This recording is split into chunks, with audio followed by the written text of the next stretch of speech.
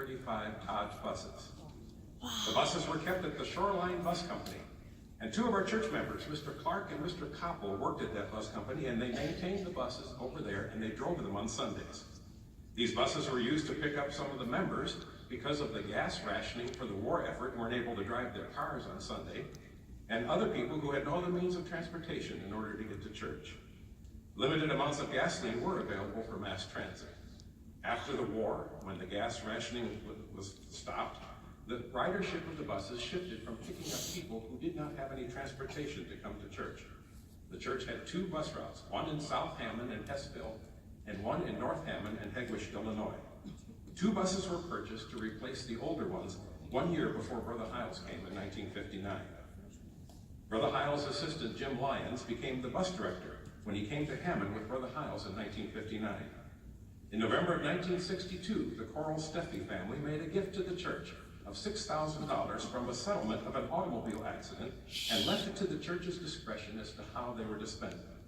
Brother Hiles had a burden to enlarge the bus ministry, and he told Brother Lyons to purchase 6 used buses, and now the church had 8 bus routes. In 1965, the bus ministry grew to 16 routes. The church owned 7 buses and leased 9 buses. Look at the old buses. This is the year that the church hired Brother Charles Hand to become the first superintendent of the newly started Hammond City Rescue Mission. Brother Jim Lyons' church responsibilities started to grow at this time, and along with the bus ministry, he was overseeing the Sunday school, the junior church, and made most hospital visits and helped with the radio broadcast. To relieve Brother Lyons, Brother Hand took over the bus ministry. Brother Hand had a personal goal of starting 1 new bus route each month, and he did that for the next 5 years. An interesting story about Brother Hand happened one day. A lady called the church and asked if she could have a hospital visit from one of the pastors. So Brother Hand went to the hospital and visited this lady. Her name was Sally Babasy. After her visit, she was thanking him for coming to see her, and she said she would like to do something significant for the church. And she asked Brother Hand, what can I do for the church? Well, Brother Hand, being the bus director, he said, well, if you want to do something significant, you could buy a used bus for the church. And she said, well, how much does a new bus cost? And he told her, it's about $6,000 for a brand new bus. This is 1965. She said, I'm going to talk to my attorney, and you come back next week, and I'll have a check for you. Brother Hand went back to the hospital that next week, and she gave him a check for $12,000 and told him, wow, you go out and buy 2 brand new buses. So Brother Hand returned, got the $12,000 check, and brought it to the church. Brother Hand asked me, as a young man, if I would be interested in working for the church. My first job in 1968 was to fuel the 70 buses that we owned at that time. The buses were parked on an empty lot by the Bainbridge Oil Company on Summer Street in Hampton, and the bus garage was behind the post office on Soul in the old Douglas Lumber Building. Parking the buses on Sunday during Sunday school and church was a real challenge. You see, all of these parking lots that we have up and down State Street had buildings on them. The downtown Hammond area was thriving at that time. So there was difficulty finding places to park buses, and when buses got to the church, they just found anywhere they could possibly find in order to park.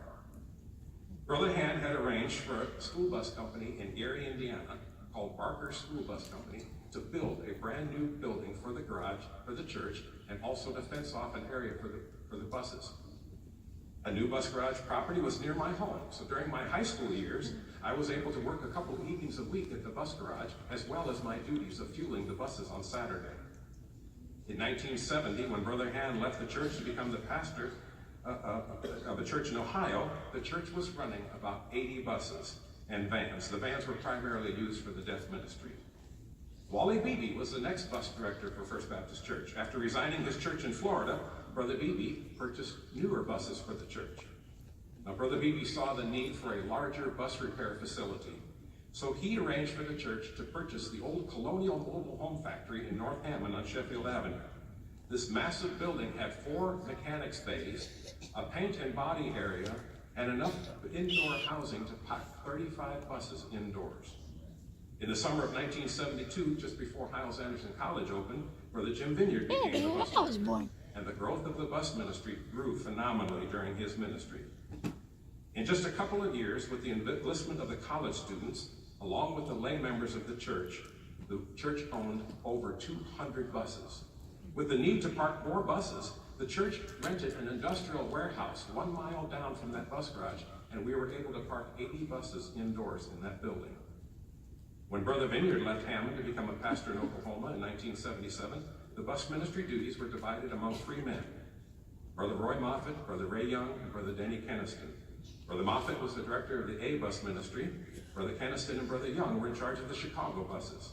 Shortly after this, Brother Keniston left, and all of the Chicago bus ministry was operated by Brother Ray Young. Today, the bus ministry is directed by Brother John Francis for all of the Chicago buses, and Brother Keith Cowling is in charge of all the A routes which run in the Northwest Indiana area and some of the far south suburbs of Chicago. Although the bus ministry dates back to the 1940s, records are only held from the mid-60s. But since then, millions of riders have ridden buses to the First Baptist Church. Now, one important fact I want to point out to you: the bus ministry at First Baptist Church did not become large because of the college. Our church became the world's largest Sunday school before the college started. Our church had the largest bus ministry in the world before Hyles-Anderson College started. And it was done by people in the church: doctors, professional people, housewives, carpenters, steelworkers formed the army of people that were working in the First Baptist Church bus ministry. I am a bus kid. I came to this church for the first time in 1962. Brother Hyles led me to the Lord in his office on a Sunday night after the service as a 14-year-old boy.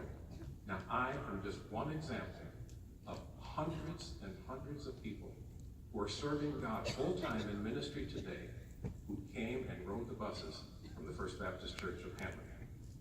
A couple of years ago, my son Dwight was preparing an audio clip for the bus ministry, and he came across Brother Hyles mentioning me in a sermon.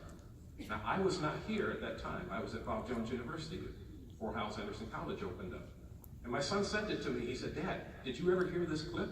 And I said, "No." And 46 years later, for the very first time, I got to hear this audio clip. Jerry Vargo is a bus kid.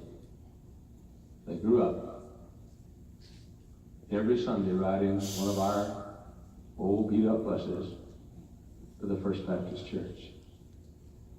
And that young boy rode a bus until the bus captain resigned.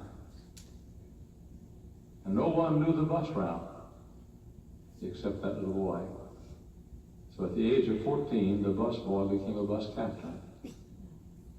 Wow. And that bus captain has grown to be one of our finest young men. Went to Bob Jones University, came back, and will graduate this year from Hyles-Anderson College. And we're proud of Jerry Vargo. We've been buddies together.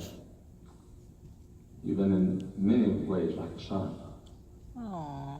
And I trust that God will bless you, Jerry, to help you to be all that he would have you be. Jerry Vargo